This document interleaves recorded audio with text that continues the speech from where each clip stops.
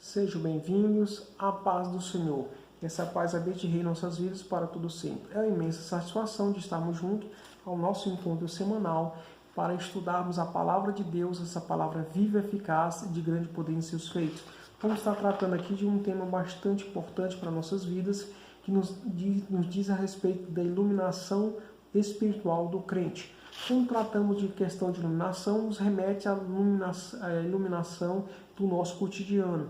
Que iluminação é essa? A iluminação que tem em nossas casas e nas nossas vias públicas. E elas são feitas exatamente para que não tropeçamos em algum obstáculo e para proporcionar também a nossa segurança. E quando tratamos aqui de iluminação espiritual, tratamos do conjunto de ação do Espírito Santo em nossas vidas, para que possamos estar realmente de pé diante do Senhor, nosso Criador. O nosso textual dessa lição se encontra em Efésios capítulo 1, versículo 17, que nos diz o seguinte: para que o Deus de nosso Senhor Jesus Cristo, o Pai da glória, vos dê em seu conhecimento o espírito de sabedoria e revelação. Tratando aqui do espírito de conhecimento e revelação, não se trata de um outro espírito, mas se trata das ações do Espírito Santo de Deus em nossas vidas. E, portanto, aqui vamos estar estudando aqui Paulo, aqui no primeiro capítulo aqui de Efésios, na carta de Efésios, o que ele nos mostra? Ele nos exorta a louvar ao Senhor pela nossa eleição, pelos benefícios aqui, pelas bênçãos que o Senhor nos concedeu. E aqui ele nos traz aqui de maneira grandiosa, que nos trata das ações de graça, oração intercessora e confissão de fé, exaltação. Vamos estar estudando isso no decorrer da lição aqui, dos temas aqui propostos. O primeiro tópico nos fala a esperança da vocação e as riquezas da glória. Aqui, primeiramente, o primeiro subtópico fala a ação de graças e intercessão. Quando tratamos de ação de graça, tratamos do agradecimento, da gratidão que temos a Deus pelo aquilo que Ele tem feito, pela tua grandeza, porque Ele é Deus, pela sua magnitude, por tudo aquilo que Ele é. E quando falamos de intercessão, falamos exatamente que é quando alguém ele ora pelo outro, ele intercede pelo outro, ele pede a Deus pelo outro. E isso se chama a questão de intercessão. E Paulo, aqui, ele mesmo estando na prisão, ele se alegra e dá graças a Deus pela vida dos eleitos. E aqui está escrito na sua carta de maneira grandiosa, bem explicativa, bem exemplificada. E pelas bênçãos espirituais. Que bênçãos são essas? Pela eleição, pela predestinação, a filiação do Senhor, os dons do Espírito.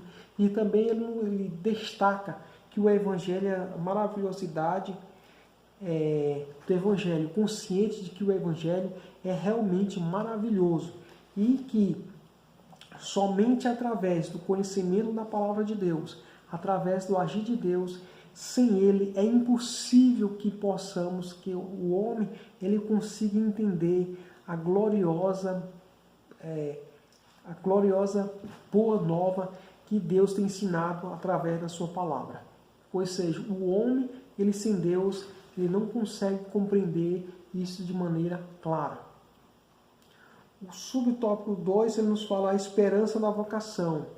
E aqui o apóstolo Paulo, ele apresenta três aspectos da esperança da vocação. O que é isso? Deus chamou as pessoas, ou seja, no passado, remete ao passado.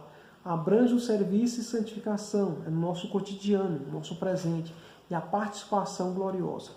Quando aqui, ou seja, o processo de salvação, a eleição do Senhor, ela foi antes da fundação do mundo, pela presciência de Deus estava estabelecido. E no nosso presente, Deus ele nos chamou para ser separado, para que seja santificado, para que realmente, de fato, ande na sua presença e ser perfeito, está chamando essa atenção, seja irrepreensível, que tenha comunhão com Deus, que possa andar na sua presença de maneira digna. E o terceiro aspecto trata aqui da participação gloriosa. Que participação é essa? São nas bênçãos do porvir, naquilo que vai te vir no futuro. E, ou seja, o agir de Deus, ele interfere, porque Deus, ele é o seguinte, é atemporal, ele não está subordinado ao tempo, ele está em todas as épocas, em todo o tempo, porque ele não era. As riquezas da sua glória. As riquezas da glória e da sua herança. A expressão da sua herança enfatiza que Deus deu aos seus eleitos. O que Deus deu aos seus eleitos? Ele, quando se trata de questão de herança, trata dos bens, dos benefícios ali de ser filho, ou seja, ser concedido herança pelo fato de ser filho. Deus, ele nos elegeu, nós fomos eleitos, e a partir disso ele concede exatamente a herança. E aqui, outro aspecto bastante importante que nos traz aqui é a riqueza, ela reflete as maravilhosas bênçãos que acompanham o plano de salvação de Deus. Que bênçãos são essas? O perdão dos pecados, a adoção de filho e as bênçãos do porvir. Ou seja, isso são riquezas incomparáveis. Riquezas essas que o mundo ele não pode, de fato, conseguir. E aqui, no futuro, o Senhor espera aos seus remidos, aquele que for fiel até o fim, as bordas do Cordeiro e muitas bênçãos espiritual, porque isso foi feito antes da fundação do mundo e destinado pela presciência do Senhor para aqueles que servem, obedecem e honram ao Senhor, Deus Todo-Poderoso. O próximo tópico nos traz a sobreexcelência, grandeza e força do poder divino. Sobreexcelência nos remete à questão de extraordinário. E aqui, nesse texto, ele nos trata de sobreexcelência, grandeza e poder. Traz tudo junto aqui, mas isso o que nos mostra?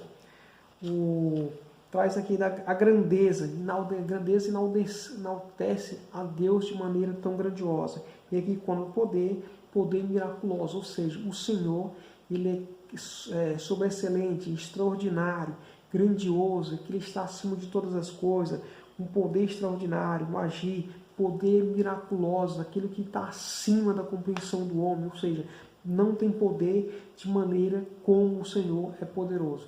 Somente aí o que nos mostra que somente o poder de Deus é capaz de realizar a transformação e a salvação do homem, concretizar as bênçãos inclusas na esperança, na vocação e nas riquezas da herança, ou seja, essas bênçãos aqui somente através do Senhor é que é possível, isso através do seu poder, da sua grandeza, das suas magnitudes, das suas maravilhas celestiais.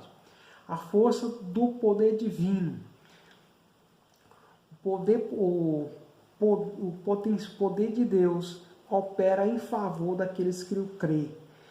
Que como maneira aqui, ele mostra três aspectos da maneira que ele agiu, ou seja, através da ressurreição de Cristo, a ascensão à direita de Deus e a elevação acima de todo o domínio. Ou seja, a ressurreição em Cristo mostra para os remidos que assim como Cristo ressuscitou, nós também aqueles que estão em Cristo serão ressuscitados. E aqueles que, se o Senhor vir agora, aqueles que estiverem vivos serão transformados. Isso pelo poder grandioso do Senhor.